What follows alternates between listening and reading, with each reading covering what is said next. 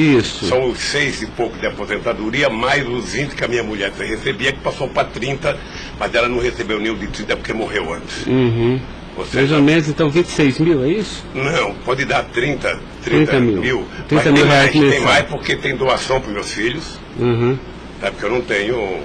Não, mas o senhor, pessoalmente, só quero saber isso. Eu poderia chegar a quanto? 50 mil? Tá, 50 mil reais mensais. Eu não sei, eu tô tentando chutar aqui, doutor. Tá, aproximadamente... Eu posso depois mandar por escrito, sabe, o que... Tá, é porque é importante, porque o juiz precisa fixar... O rendimento fixo que eu recebo todo mês é esse, são 6 e pouco da anistia, e era 20, agora passou para 30. 26 mil, então. A Lins que paga. Tá, 26 mil reais. Depois o advogado manda para o senhor aí Tá. o total do rendimento das doações. Tá bom. Estado civil viúvo, tá? 4, nenhum menor de idade. Tá. Grau de instrução do senhor. Grau de instrução. Um curso primário e um curso técnico. Tá. Curso primário e curso técnico.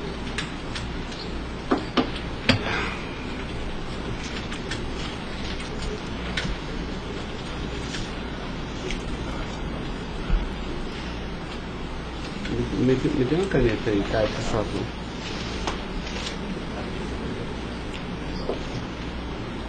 Pode gravar, Caio. Senhor Luiz Inácio, eu vou pedir então ao senhor para responder agora as perguntas no microfone, porque a partir desse momento a audiência vai ser gravada, tá?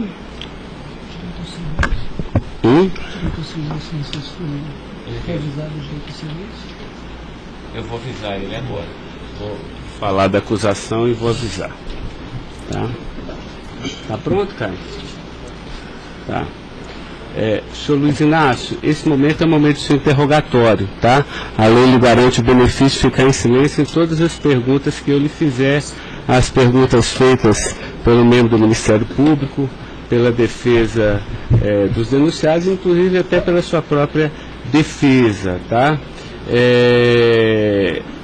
Existem 2 denúncias aqui nessa ação penal, envolvendo Delcídio do Amaral Gomes, André Santos Esteves, Edson de Siqueira Ribeiro Filho, Diogo Ferreira Rodrigues, Luiz Inácio Lula da Silva, senhor, José Carlos Costa Bunlai e Maurício Barros Bunlai, tá? E em síntese, a denúncia fala da existência de uma organização criminosa, tá? Pelo menos do dia 1º de fevereiro de 2015 até 20 de novembro de 2015. E a denúncia narra que todos esses denunciados teriam se esforçado para evitar ou para menos modular e conseguiram retardar a celebração de um acordo de colaboração premiada entre o Ministério Público Federal e Nestor Severo, tá? Depois a denúncia narra que um crime de patrocínio infiel, tá? Cometido pelos denunciados também, e de exploração de prestígio, tá? Bom, o senhor tem conhecimento desses fatos, tá? Né? Eu lhe pergunto, esses fatos que são descritos na denúncia são verdadeiros, falsos? Eu queria que o senhor fizesse uma explanação cronológica do que aconteceu e envolvendo a sua pessoa. Bom, os dados são falsos. Eu queria aproveitar a oportunidade, doutor Ricardo, para dizer ao senhor que eu faço política desde os 23 anos de idade. Comecei em 1968 pelo movimento sindical. Depois fizemos as greves mais importantes desse país, depois do regime militar. Depois resolvemos que o sindicato já era muito limitado para a luta democrática desse país, resolvemos criar um partido político.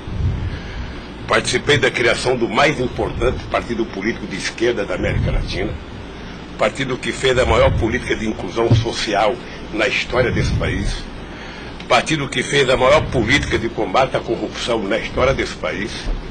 Se nós analisarmos o que aconteceu de 2003 até dezembro de 2014, a gente vai perceber que o Ministério Público, a Polícia Federal, a Controladoria Geral da República nunca tiveram, e a Controladoria nunca tiveram tanto apoio e tantas mudanças legislativas para melhorar a eficácia do combate à corrupção como nós fizemos. E há mais ou menos 3 anos, doutor, eu tenho sido vítima de eu diria quase que de um massacre.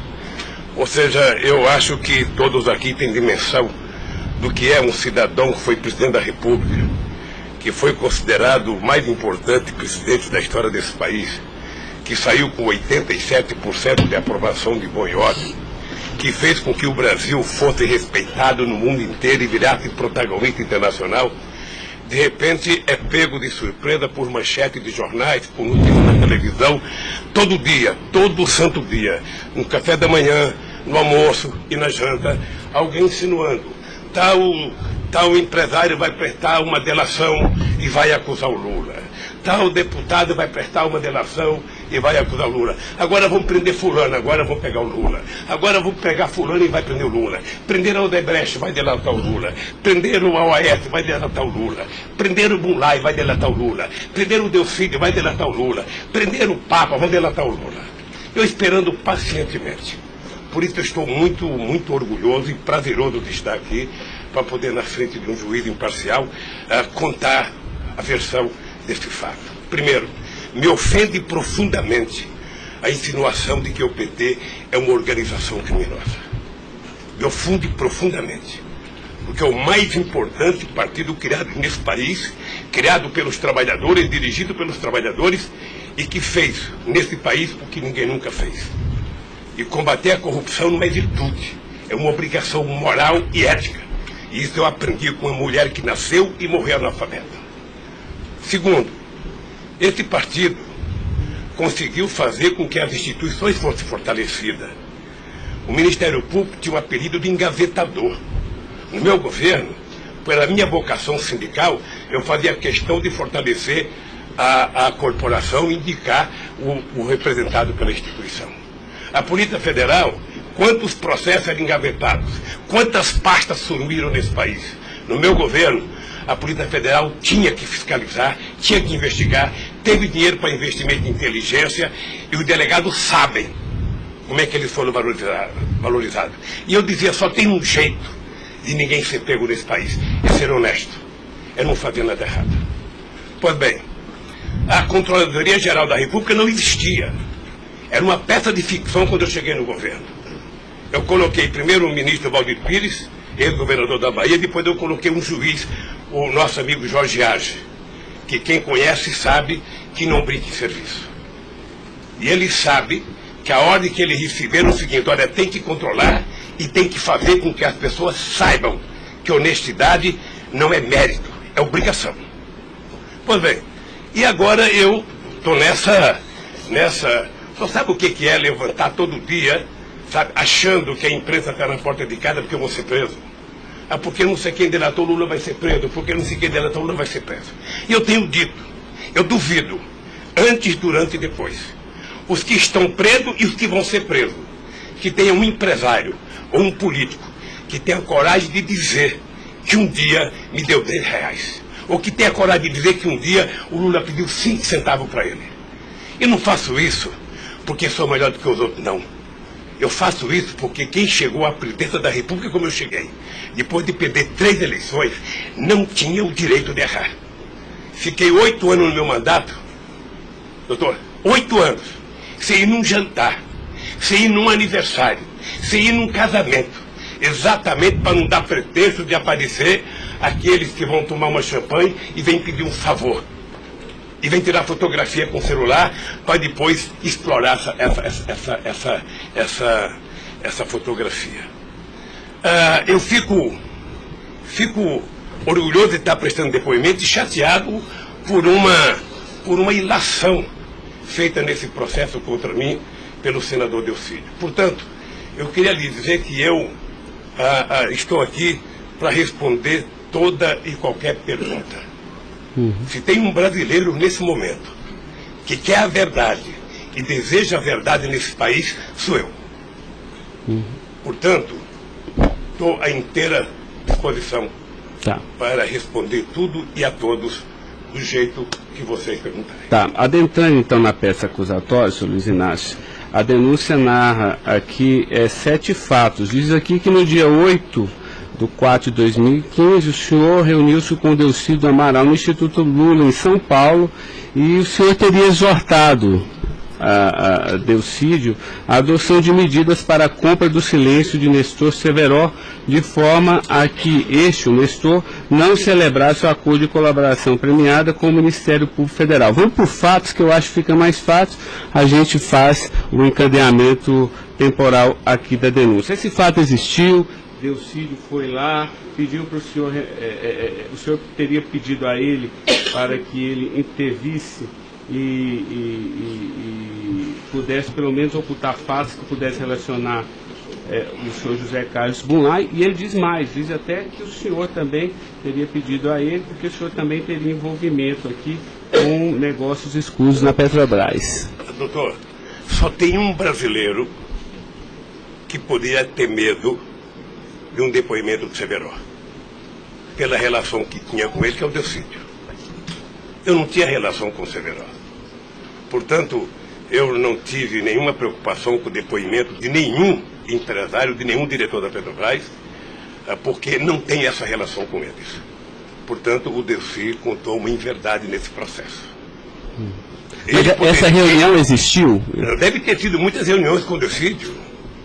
Ele era senador da República, era líder do governo, nós conversamos muitas vezes em São Paulo e em Brasília. E com outros deputados. Lá no Instituto Lula? Várias vezes o Delcídio esteve lá. Várias vezes. Ok. Eu iria perguntar por fatos aqui, mas assim, pelo que o senhor está falando, senhor, ele esteve lá, o senhor admite que conversou com ele, mas não houve essa conversa para adoção de medidas, o senhor teria pedido para ele, porque o senhor, José Carlos Bunlai é amigo do senhor. Doutor Ricardo, deixa eu dizer uma coisa. Eu não tenho nenhuma razão para ter qualquer problema com o depoimento do Severo. Mas nenhuma razão. Não o conheço, não tive convivência com ele. Portanto, o depoimento do Severo era um problema para o Delcídio e não para mim, que teve uma convivência com ele ainda no governo anterior, antes do meu governo, quando foi diretor de óleo e gás da Petrobras. Não foi comigo. Tá, não surgiu essa conversa, então. Não surgiu, não se tocou. Se o senhor falar da Lava Jato? Doutor, da Lava Jato, hoje no Brasil, a gente fala no café, no almoço, na janta e ainda depois da novela. Mas não porque só passa isso na televisão. Mas não se tocou no nome do Severo. Não tocou no nome. E muito menos no nome do Bunlai. Sabe, de que foi pedido coisa para o Bunlai. É um absurdo. É um absurdo. Eu não sei o que o Delcídio esperou fazer com isso. Certamente, depois de preso alguns dias, as pessoas começam a encontrar um jeito de sair da cadeia e resolve jogar a culpa em cima dos outros. Como é que o senhor reagiu quando ele foi preso? Eu tive uma reação que eu sei que ele não gostou, quando ele citou que o juiz da primeira corte, do Superior Tribunal, ele tinha conversado com ele. Eu disse, esse cara é um imbecil, sabe? Porque mas nem na morte você citaria se você teve ou não uma conversa com a Suprema Corte sobre um processo. Foi essa reação que eu tive e ele me parece que não gostou da minha reação. Eu fiquei sabendo pela boca de alguns advogados que ele ficou muito chateado porque eu disse que ele era um imbecil. Eu não quis ofendê-lo, apenas achei que a atitude foi equivocada. Tá, eu tenho mais alguns questionamentos, mas depois eu faço na medida que os temas forem agitados aqui pelas partes, tá? O Ministério Público tem perguntas, doutor? Bom dia. Acabei não vendo a sua chegada, mas não revelo. Em nenhuma dessas reuniões o Delcídio comentou sobre o receio que ele teria sobre as delações do Severo? Não, ele não comentou, mas era sabido por todo mundo que acompanha todo esse processo da relação histórica do Delcídio com o Severo. Tem até um livro publicado por uma jornalista da revista Veja que mostra claramente a relação do Delcídio com o Severo. Era muito antiga, sabe? No governo passado, no governo anterior ao meu, porque ele chegou, acho que até a ser ministro interino de Minas e Energia. O senhor acredita que a referência ao seu nome tenha sido útil para o Delcídio conseguir a delação premiada?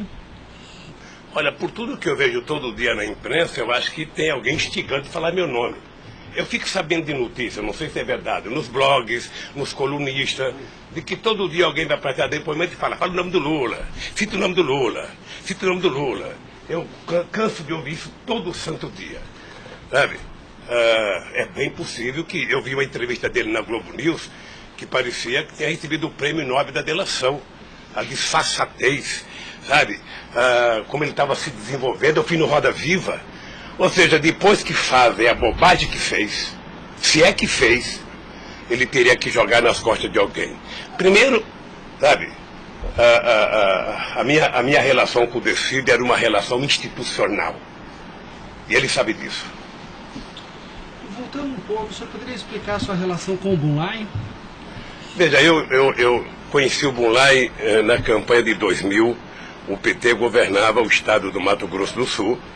E eu precisava fazer uma gravação para um programa de televisão da campanha para falar com o setor do agronegócio.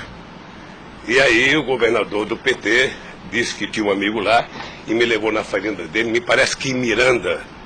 E eu fui nessa fazenda, uma boa fazenda. Até depois eu fui pescar nessa fazenda, fiquei 4 dias no Rio Miranda, não peguei nenhum peixe. Mas gravei um programa, foi um programa de sucesso. Depois eu ganhei as eleições e depois estabeleci uma relação com o Zé Carlos Bunlai. Qual conhecimento ou participação que o senhor teve na questão do empréstimo do Banco Chain ao PT que teria sido feito com a intermediação do Bunlai? Eu não, já disse isso, eu não tenho nenhum...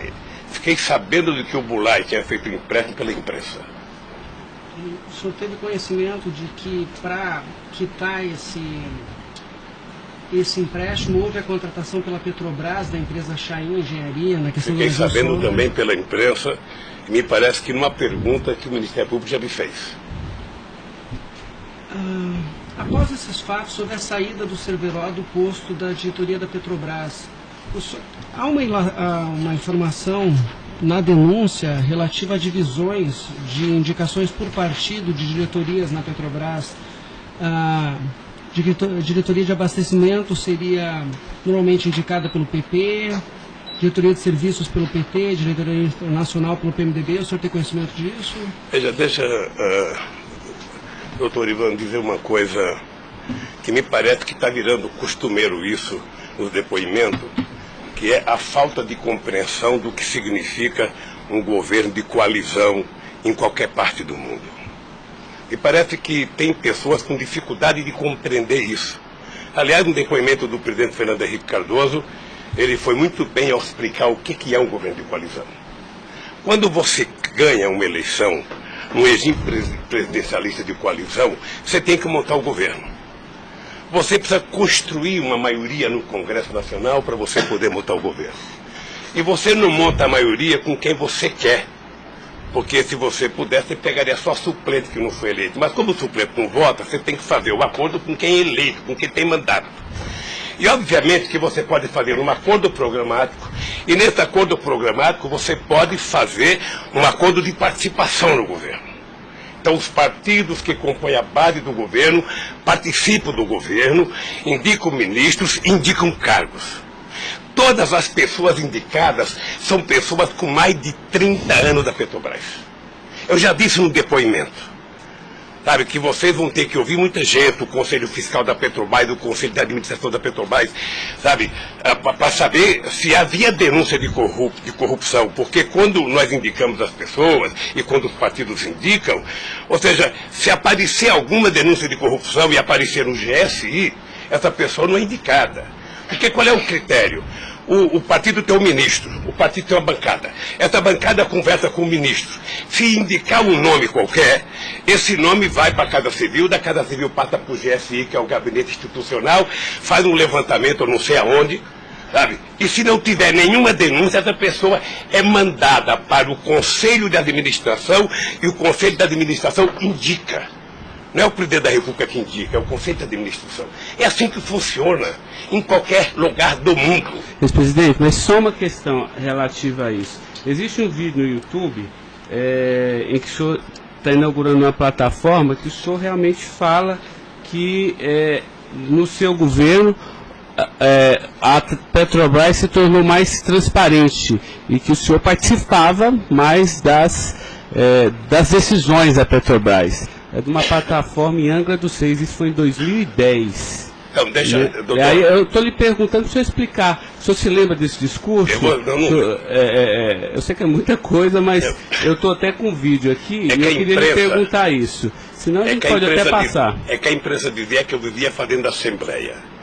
Eu fui o presidente que certamente mais visitei a Petrobras.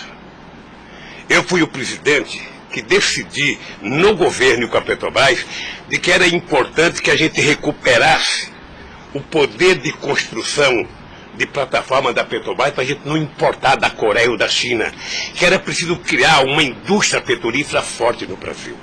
Por isso é que nós aprovamos a Lei de Conteúdo Nacional. 65% de tudo que fosse construído de plataforma ozona teria que ser feita no Brasil, para a gente ter uma política industrial, para a gente definir uma política de engenharia, de ciência e tecnologia, porque o Brasil é um país grande, o Brasil não pode ser um serviçal, o país não é uma republiqueta. Este país poderia produzir e atender toda a América Latina e atender toda a África que margeia o rio chamado Atlântico. Lamentavelmente. Não, mas a pergunta é o seguinte, é porque o senhor falou que realmente no seu governo, se participava, o senhor participava mais das decisões. Eu não participava, deixa eu mais falar. as decisões. Se o senhor quiser, a gente pode até ter um vídeo, e eu trouxe aqui aí para o senhor explicar. E Delcy também havia falado isso, que depois do mensalão, o governo federal, a presidência da República, participava mais na Petrobras. Isso ele falou. Deixa eu lhe falar uma coisa, o papel do governo, o governo participa na Petrobras através do Conselho da Petrobras. O Conselho da Petrobras tem vários ministros, tem a ministra de Minas e Energia. Tá? Eu, durante todo o tempo da Petrobras, eu só participei de uma reunião de definição da política estratégica da Petrobras. A discussão de investimento para os próximos 20 anos. Se a gente ia recuperar a indústria naval, se a gente ia recuperar a indústria de sonda, de plataforma, se a gente ia discutir, sabe, exportar, se a gente ia fazer a lei de partilha, se a gente ia fazer com que o petróleo voltasse a ser do povo brasileiro, como nós conseguimos fazer. Nessas decisões estratégicas eu participei de uma reunião. Tá, mas de cargo então não. De cargo não. Porque tem o Fernando Soares que fala que o senhor realmente definia também essas questões. Não definia cargo. Quando havia briga no PMDB, ou não. Quem decidia, se não se decidir, era o senhor que realmente... Deixa eu lhe dizer uma coisa para o senhor. O presidente não indica cargo na Petrobras. O presidente recomenda ao Conselho da Petrobras a indicação de tal pessoa indicada por tal partido político a partir da capacidade técnica das pessoas. É assim que funcionava no governo anterior, é assim que funcionava certamente no governo militar, é assim que deve funcionar hoje. É assim que deve funcionar hoje. Porque a Petrobras é uma empresa de engenharia muito poderosa e você não pode ficar colocando gente que não tem expertise para fazer determinadas coisas. Tá. Mas a expressão foi essa aqui, eu anotei. A gente sabe o que acontece lá dentro. O que o senhor quer rever o discurso? Eu não precisa rever, não. Tá. Assim, porque isso me chamou a atenção. A gente sabe, quer dizer, antigamente era uma caixa preta, foi esse o contexto. E agora a gente sabe o que acontece lá dentro. Quais foram os mecanismos que o senhor tomou, então, para que a Petrobras realmente ficasse mais transparente? A fazer com que o Conselho acompanhasse mais as decisões. Porque como a Petrobras é muito grande, entre uma decisão do Conselho da Petrobras, uma aprovação da diretoria e os acontecimentos nas engenharias da Petrobras, são milhares de pessoas que participam daquilo. É por isso que um dia um presidente chegou a falar que ele é uma caixa preta que ninguém sabe. Então vamos tentar saber, sabe? Fazendo com que as coisas funcionem mais democraticamente. Por exemplo, quando nós descobrimos o pré-sal, nós tivemos uma decisão estratégica do que fazer com o petróleo. O petróleo não é das empresas estrangeiras que vêm aqui comprar gás e óleo, não. O petróleo é nosso. Então eles vão ter que pagar para o governo. É por isso que nós aprovamos 75% do ROT para a educação. É por isso que nós aprovamos a partilha, que é o que incomodou muita gente no mundo, o que incomodou as grandes petroleiras. É esse país que tinha complexo de vira-lata, virar dono do seu nariz. Okay. Eu sei que isso incomodou muita gente. Incomodou muita gente no mundo inteiro. Sabe, e agora estão tentando desmontar. Porque um país que não se respeita, um país que não tem soberania, um país que não tem empresas de porte extraordinário como a Petrobras e vende tudo, sabe, sinceramente, não é um país. Ok. Doutor Ivan, só porque o senhor tocou no tema, eu quis aproveitar, tá? Mas pode continuar, pode continuar. A pergunta é relativa à diretoria internacional, que ela foi ocupada pelo Cerveró e depois pelo Zelada. Ambos foram indicações do PMDB ou o Cerveró foi indicação do PT e o Zelada... Não, eu já tive a oportunidade de dizer isso. Isso foi indicação do PMDB. Ambos? Não sei se de todo o PMDB ou da bancada do PMDB de Minas Gerais, que foi indicado o Zelada para diretor internacional da Petrobras. O critério é o mesmo, o Zelada foi indicado, passa na Casa Civil, passa no GSI e é mandado ao Conselho da Petrobras, que decide. Não, perfeito. Mas e o Cerveró, ele tinha sido indicado anteriormente pelo PT ou pelo PMDB? Pelo PMDB Pelo também. PMDB. Eu acho, eu falo quase com certeza absoluta pelo PMDB. É o que diz a... Eu falo quase que com certeza absoluta. A pergunta é o seguinte, com a troca pelo Zelada, a saída do Cerveró desse posto de diretoria, ele acabou sendo indicado para a BR Distribuidora. No próprio depoimento do Cerveró, ele afirma que isso teria sido como um reconhecimento pelo papel que ele prestou no auxílio da contratação da Chaim pela Petrobras, na questão do navio sonda. Me parece que ele não diz isso exatamente. Me parece que ele utiliza a palavra acha que foi isso. É diferente de dizer que ele disse. Ou seja, ele acha que foi isso. Deixa eu lhe falar uma coisa. Eu não conheço o Cerveró, conheço agora que ele ficou famoso. Tá? Quando eu vi o Cerveró, eu vi a en passant em reuniões coletivas. Portanto, eu não tinha nenhum interesse de tirá-lo e nenhum interesse de colocá-lo. Nenhum interesse. Para mim, se uma força política que compunha o governo indicasse ele ou outra pessoa e tecnicamente ele fosse reconhecido pelo conselho da empresa que o indicou, para mim estava perfeito. E veja, durante todo esse período não houve uma única denúncia contra nenhum deles. A denúncia começou a acontecer porque o juiz Moro começou a fazer escuta durante 8 anos num bandido chamado Rousseff, e aí então, em 8 anos dá para pegar alguma coisa.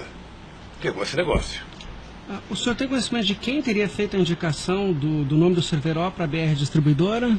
Se foi algum partido? Eu não sei se foi um partido ou se foi através do Zé Eduardo Dutra, que devia ter relação com o Cerveró, porque ele tinha sido presidente da Petrobras. Ele deixou de ser presidente da Petrobras e foi ser presidente da BR. E ele pode ter chamado o Cerveró, ou o mesmo partido que tinha indicado o Cerveró e depois tirou o Cerveró pode ter pedido para ele ir para lá. Eu suponho que seja isso. Ok. O senhor conversava com certa frequência com o Bulay por telefone, dentro dessa relação de amizade? Não era meu amigo. Conversava com ele. Com que frequência o senhor... Não sei, querido. Sabe, ultimamente o Bulay andava com doença nos olhos, achando que ia ficar cego, estava passando muito tempo em Miami para se tratar, depois estava se tratando de um câncer. Sabe, eu sei que ele não andava bem nos últimos tempos, com problema de doença.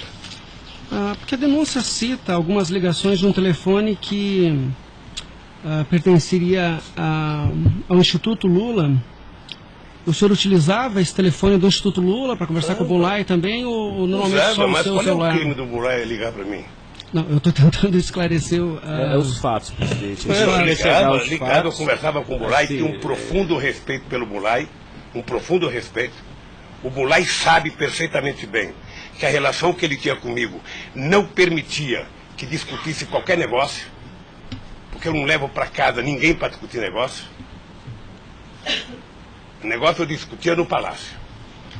Mas o senhor sabe se ele utilizava o nome do senhor? Porque o Salim Chaim e o Fernando Chaim confirmam que José Carlos Mulay disse que Luiz Inácio Lula da Silva interveio na contratação da Chaim pela Petrobras. Está descrito na peça do Ministério Público. Doutor, se o senhor soubesse quanta gente usa o meu nome em vão, de vez em quando eu fico pensando para as pessoas lerem a Bíblia, para não usar tanto meu nome. Não. Tem gente que faz campanha financeira em meu nome, tem gente que é candidato em meu nome, tem gente que faz panfleto dizendo que eu estou apoiando, tem gente que coloca a fotografia minha dizendo que eu estou apoiando ele, sabe? Não tem como fazer isso. Se alguém falou, sabe? Se alguém falou, somente o Zé Carlos Bunlai pode provar isso, ou o Chaí na frente dele.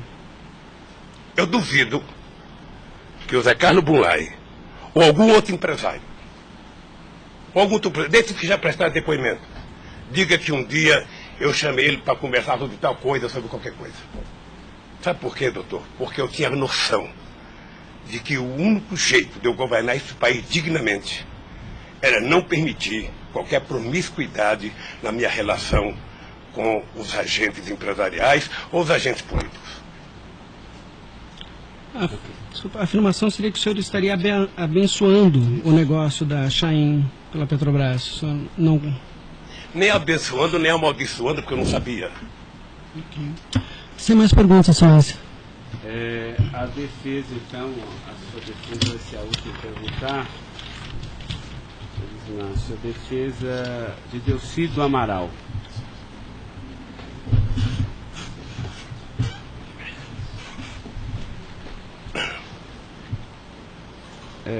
Doutor, alguém vai ter que sair para ele perguntar, tá?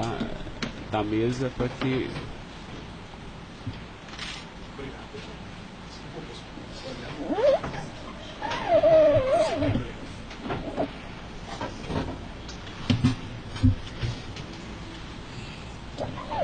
Bom dia. Bom dia.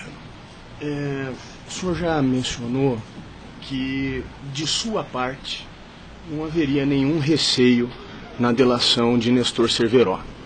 A indagação que eu faço é se, da parte de Bunlai, seu amigo, se ele lhe confidenciou algum receio da delação do Cerveró. Nunca. Nunca. Nunca. Ele mencionou se conhecia o Cerveró? Quem, o Bunlai? O Bunlai. Não, nunca falou comigo do Cerveró. Nunca? Nunca falou comigo do Cerveró. Nem tampouco o senhor soube se ele... Quem falava comigo do Cerveró era o Delcídio. Uhum. Que era amigo do Cerveró. Amigo do filho do Cerveró. Perfeito. O senhor tem conhecimento se a delação do Nestor Cerveró foi utilizada como um dos fundamentos para a condenação do senhor Bunlai? Não tenho. Não tem conhecimento. Não tenho. Tá certo. Eram só essas as indagações. Excelência, muito obrigado. Obrigado, senhor ex-presidente. A defesa de André Esteves tem questionamentos? Não tem? A defesa de Edson Siqueira Ribeiro Filho.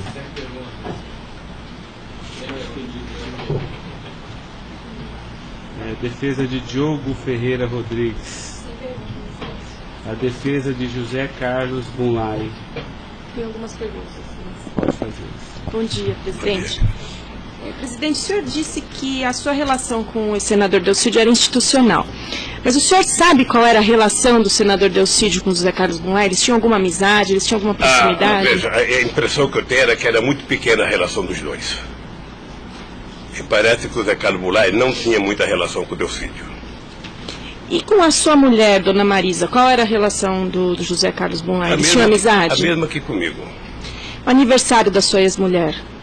Quando ela fazia aniversário? Ele ia no aniversário da minha mulher. Mas o dia do aniversário dela? Dia 7 de abril. O senhor sabe se ele fez alguma ligação para ela no aniversário dela? A ligação do dia 7, eu já fiquei sabendo da ligação do dia 7. Bem. É o mínimo que eu esperava dele, é que ele ligasse para ela para dar os parabéns. É só isso, obrigada. Tem alguma pergunta? Tá. A defesa de Maurício Bunlai. Sem questionamentos. A defesa de Luiz Inácio Lula da Silva. Sem perguntas, excelência. Tá, só mais uma questão, senhor Luiz Inácio. A denúncia sempre fala do Instituto Lula. Eu queria que o senhor falasse um pouquinho a finalidade do Instituto Lula. Eu tirei pelo site a missão, me parece que o senhor desenvolve projetos na África também, né, com finalidade de erradicação da extrema pobreza, da fome, acesso à educação, promoção da igualdade, mas também é um local que o senhor também chama as pessoas para discutir política. Delcídio falou que o senhor o convidou para ir lá quando ele era líder do governo. Explique para mim o Instituto Doutor Lula. Ricardo, eu não sei se você sabe, a Receita Federal fez uma devassa no Instituto para saber se ele está cumprindo com a sua obrigação institucional. Veja, eu quando deixei a presidência da República, eu falo isso apenas com o objetivo de explicar. Muita gente pode achar que eu sou arrogante, eu sou petulante. O doutor Ivan, no primeiro depoimento, eu disse isso para ele. Mas ou seja, isso é crime, viu? quando eu deixei a presidência da República, por conta do povo brasileiro, eu tinha sido presidente, quase que o presidente mais importante do mundo nos 10 primeiros anos do século XXI. Esse país virou protagonista internacional. Esse país passou a participar do G8, coisa que nunca participava. Esse país ajudou a construir o G20. Esse país participava do BRICS com muita importância. Esse país participava do IBAS entre Brasil, África do Sul e Índia. Esse Brasil criou a Unasul, criou a CELAC, onde pela primeira vez a gente fazia uma reunião da América Latina sem participação dos Estados americanos. Esse país não deixou a ALCA entrar aqui. Esse país construiu o Conselho Nacional de Defesa para se contrapor à 4ª Frota Americana, depois que nós conseguimos o pré-sal, que eles reinauguraram a 4ª Frota. Nós criamos o Conselho de Defesa. Então, nós fizemos a maior política de inclusão social da história desse país. 36 milhões de pessoas saíram da extrema pobreza e 40 milhões ascenderam à classe média. Isso é uma Argentina, isso é uma Colômbia. A bancarização do povo pobre foi com 70 milhões de pessoas entraram no sistema financeiro. É uma Colômbia e uma Argentina junto. Tudo isso em 12 anos. Olha, eu saí da presidência e eu queria fazer com que a América Latina e a África adotassem as políticas públicas que nós adotamos no Brasil. O programa Luz para Todos. O programa PA, que era a compra de alimento para o pequeno produtor. O Minha Casa Minha Vida.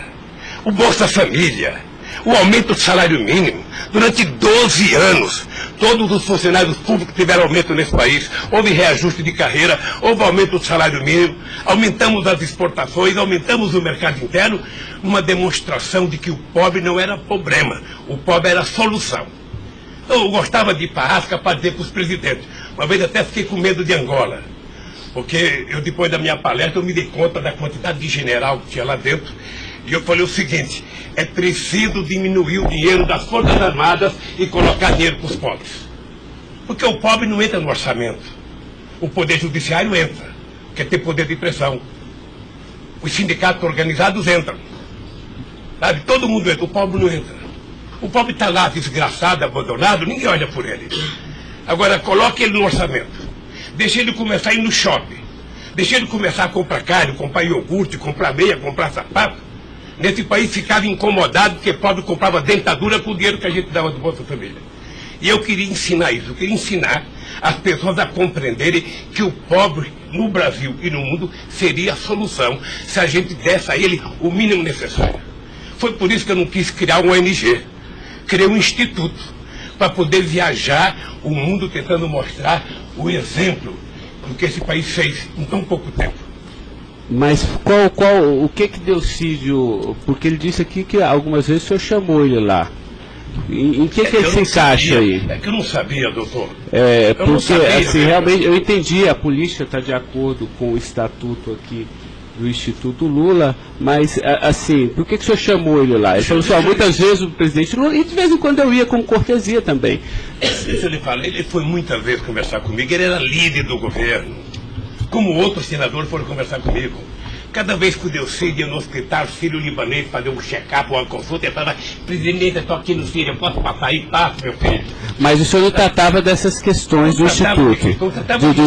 Discutia desde Flamengo a Vasco da Gama, Corinthians, Palmeiras, porque quando duas pessoas se encontram, conversa-se tudo. Sim.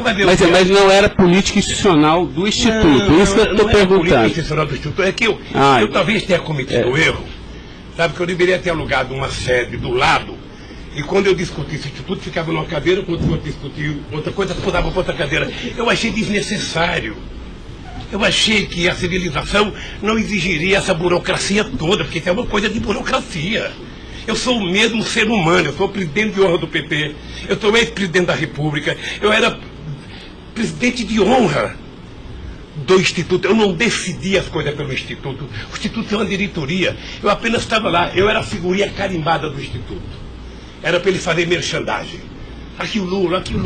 Vai conversar com o Bill Clinton, fala com o Lula. Vai conversar com o Tony Blair, fala com o Lula. Vai conversar com o Chirac, fala com o Lula. Vai conversar com o Angela Merkel, fala com o Lula. Sabe, eu tive o prazer, doutor Cláudio, de ser o ex-presidente da República, que em todas as viagens do mundo que eu fiz, depois de deixar a presidência, era recebido pelos presidentes. Esse era o status quo do Brasil. Hoje nós estamos numa situação em que o presidente não tem coragem na Bolívia.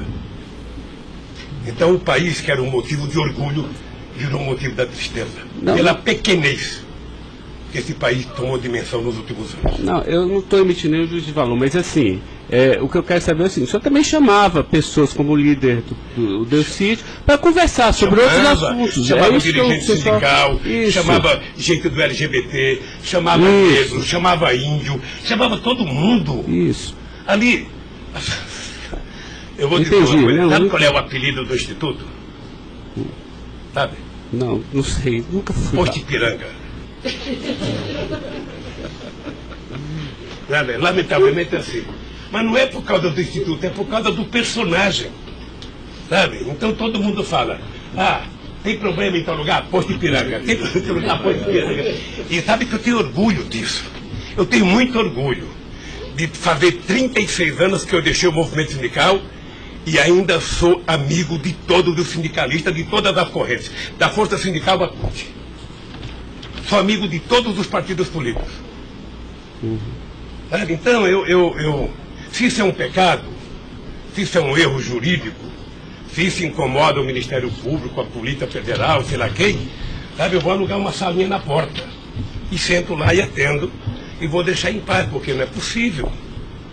Não é possível, eu sinceramente, doutor, eu quero lhe agradecer a oportunidade de vir prestar esse depoimento. Eu estou com muita coisa na garganta para falar. Eu estou cansado de ver procurador dizer que não precisa de prova, que ele tem convicção. De juiz dizer, eu não preciso de prova, eu tenho fé, vou voltar com fé.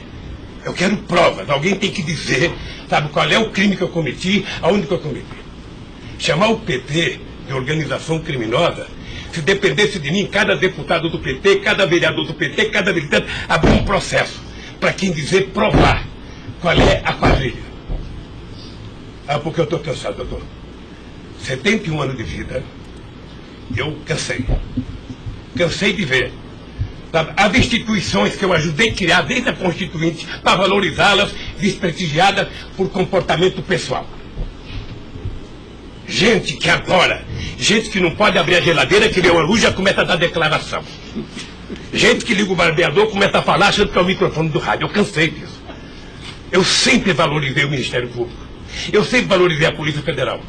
E sempre valorizei o Poder Judiciário. Os ministros podem lhe dizer. Eu indiquei quase todos. Nunca pedi para eles um favor pessoal. E não peço. Porque a instituição tem que ser forte, não para me ajudar, para garantir a democracia desse país. Lamentavelmente, tem pessoas que não pensam assim. Eu, quando vejo um jovem procurador ir para a televisão falar 1h30 e depois dizer, não me peçam provas, eu tenho convicção, não dá, doutor. Não dá para aceitar isso como uma coisa séria nesse país que está jogando a cada vez mais a oportunidade de se transformar num país grande. Nós quase chegamos a ser a 5ª economia mundial. Quase chegamos. Por mediocridade não chegamos.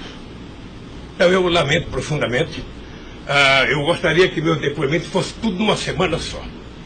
Para mim poder desvendar os mistérios todos. E acabar com essa hipocrisia. Fulano vai prestar depoimento, fulano vai delatar, fulano vai não ter das contas, fulano, e o Lula vai ser citado. Quem sabe está na hora de chamar o dono da Globo, da Record, da Bandeirantes para prestar depoimento para ver se eles me delatam. Porque o que eles dizem que vão me delatar, eu duvido que tenham coragem de me delatar, porque não tem nenhuma prova e nunca conversaram comigo sobre qualquer crime. Doutor, eu aprendi a andar de cabeça erguida. E sabe que custa muito. Para quem nasce na elite, não precisa nada. Mas para quem vem lá de baixo, sabe, não deixar ninguém colocar cangaia no seu pescoço, não é fácil. Esses dias eu sei de uma história, de um depoimento, de um processo que eu abri contra uma jornalista, até vou contar isso que ninguém sabe aqui. E eu acusei uma jornalista que falou em qualquer país democrático do mundo, ela seria presa, porque ela falou de um presidente da República. E ela foi prestar julgamento. E a advogada, acho que a nossa advogada, me chamou de doutor. Aí o juiz começou a rir. Ah, mas ele não é doutor? Ele não é doutor? Como é que você chama ele de doutor? Não, estou chamando ele de doutor porque ele tem vários diplomas de doutor honoris causa. O juiz deu uma gargalhada e pouco tempo depois inocentou a jornalista. Eu vou recorrer até a Suprema Corte. Aos 71 anos eu não sei quanto tempo de vida que eu tenho, mas eu tenho fé em Deus de ver essa jornalista ser educada. Porque em nome da liberdade de imprensa, ninguém pode avacalhar a vida dos outros. Ninguém pode. E o que eu estou vendo nesse processo? Tem gente que acha que eu sou contra a Lava Jato. Pelo contrário. Pelo contrário. Eu quero que a Lava Jato vá a fundo para ver se acaba com corrupção. O que eu sou contra é tentar criminalizar a pessoa pela imprensa e não pelos autos do processo. O que eu sou contra é execrar, é condenar. Eu conheço pessoas que tivessem liberdade seriam mortos na rua. Tal é. Sabe quantas horas eu tenho de notícias negativas contra mim no Jornal Nacional em 8 meses, 16 horas? Nenhum político no mundo aguentaria isso. E eu vou matá-lo de raiva, porque toda pesquisa vai aparecer na frente. Para eles saberem que nem sempre eles podem brincar com as pessoas. Sabe? Então o juiz, o promotor, o delegado, não tem que ficar fazendo, sabe, pirotecnia com as pessoas. A primeira apura, investigue e condene. Quando condenar, bote na cadeia. E acabou. Sabe, não é tirando fotografia de criança, mostrando casa, mostrando não sei das quantas, inventando mentiras, inventando ilações. Então, eu quero lhe dizer que o senhor está diante de um homem que está disposto a prestar tantos quantos depoimentos for necessário. E quero que todo mundo saiba, se tem um brasileiro que quer a verdade nesse país, sou eu. E não me venham com mentiras ou com ilações. Porque um cidadão que nasce no Nordeste e não morre de fome até os 5 anos de idade, não tem medo de cara feia. Eu quero defender a minha honra, que é o valor mais importante que eu tenho. Então eu quero lhe agradecer esse depoimento e a liberdade de poder dizer essas coisas que eu até agora não tinha falado, mas eu cansei, eu vou falar. Doutor Luiz Inácio, o momento é do senhor, tá? A sua defesa, o senhor tem todo o direito de falar. Só mais uma questão para a gente encerrar, acho que ninguém tem mais questionamentos. O presidente do Instituto Lula, na época, em 2015, era o doutor Paulo Camoto. Ele não participava de nenhuma reunião, assim, com o senhor, às vezes, ou participava, ou era bem informal, como o senhor disse? Eu sou um pouco relaxado, sabe? Porque Delcídio disse aqui que as reuniões eram somente ele e o senhor, que as coisas era só... Não ficava ninguém na sala. É isso? O senhor confirma isso? Eu tenho pelo Delcídio, eu não vou levar muito a sério o que ele disse. Tá? Mas deixa eu falar, eu aqui, quando eu era presidente da República, eu brigava com a minha assessoria que achava que eu tinha que ter uma liturgia. A liturgia é importante, presidente. Você não pode andar no corredor abraçando as pessoas. A porta não pode ficar aberta, sabe? Então, no Instituto, sabe, tem hora que a conversa é pessoal, tem hora que entra 10 pessoas, 5 pessoas, 6 pessoas, 4 pessoas. Mas de total transparência, é isso que o senhor quer falar? Quando uma conversa sigilosa, eu faço uma conversa sigilosa, sabe? Ok. Tá bom. Agradeço a presença do senhor para esclarecer os fatos, tá? Ninguém tem mais questionamentos, então está encerrado a audiência. Na fase do 400.